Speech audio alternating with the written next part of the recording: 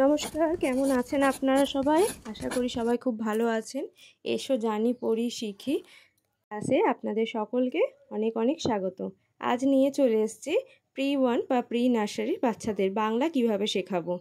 তো বাংলা শিখতে গেলেই প্রথমেই আমাদের জানতে হবে স্বরবর্ণ এবং ব্যঞ্জনবর্ণ, এবং এই স্বরবর্ণ আর ব্যঞ্জনবর্ণটা ওদের বিভিন্ন ভাবে খেলার মাধ্যমে, বিভিন্ন মজার মজার কাজের মাধ্যমে কিন্তু ঠোঁটস্থ করাতে হবে।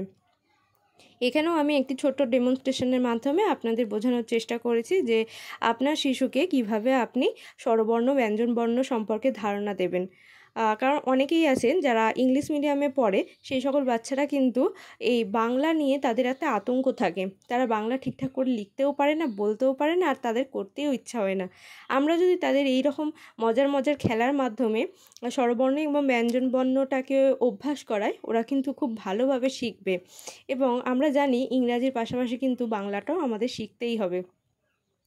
এখানে আপনারা দেখতেই পাচ্ছেন কিভাবে আমি বাচ্চাদের এই ক খ এবং অ আটা তাদের শেখাই। তো আপনারাও যদি এইভাবেই তাদের শেখান, ওরা কিন্তু খুব ভালোভাবেই শিখে যাবে। প্রথমেই আমরা তাদের ব্যঞ্জনবর্ণ এবং স্বরবর্ণ শেখাবো, এবং এখানে যেটা আমাদের মাথায় রাখতে হবে, মাত্রা কিন্তু ওদের অবশ্যই শেখাতে হবে। পূর্ণমাত্রা, অংশমাত্রা এবং মাত্রাহীন বর্ণ। প্রতিটা বর্ণেই যদি মাত্রা দিয়ে লেখে বা প্রতিটা বর্ণই যদি মাত্রা ছাড়া লেখে, এটা কিন্তু ভবিষ্যতে খুবই একটা খারাপ অভ্যাসে পরিণত হবে। তাই প্রথম থেকে ওদের কিন্তু মাত্রার ব্যবহার শেখাতে হবে। এবং প্রথমেই ওরা শিখবে স্বরচিহ্ন বর্জিত শব্দ, যেমন অবর্গীজ, অজ, আ, ম, আম, যেখানে কোনো স্বরচিহ্ন থাকবে না, কারণ স্বরচিহ্নের ধারণা তখনও তাদের মাথায় থাকবে না। এরপর আস্তে আস্তে স্বরচিহ্ন কী, স্বরচিহ্নটা কী রকম, সেটা তাদের দাগ টেনে মেলানোর মাধ্যমে বা সঠিক স্বরচিহ্নের দাগ দাও, এইভাবে মাথায় টিকচিহ্নের মাধ্যমে শেখাবো। প্রতিটা বর্ণ দিয়ে, স্বরবর্ণ এবং ব্যঞ্জনবর্ণের প্রতিটা বর্ণ দিয়ে তাদের শব্দ শেখাবো, এবং 2 বর্ণের বর্ণ এবং 3 বর্ণের, 4 বর্ণের, এইভাবে কিন্তু আমরা বর্ণ শেখাবো। এবং তাদের উচ্চারণ ঠিক হওয়ার জন্য এবং একটা বানান নিজেরা যাতে ঠিকভাবে লিখতে পারে, তার জন্য কিন্তু প্রত্যেকটা ব্যঞ্জন বর্ণ দিয়ে তাতে স্বরচিহ্ন যোগ করে তাদের কিন্তু শব্দ গড়া শেখাবো।